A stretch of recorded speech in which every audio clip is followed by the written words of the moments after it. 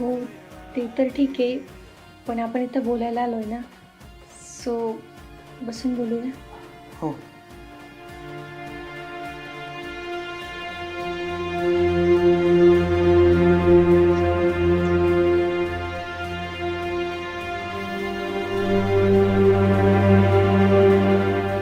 तू जसा पहिले सिंपल होता ना, तसाच आहेस रे.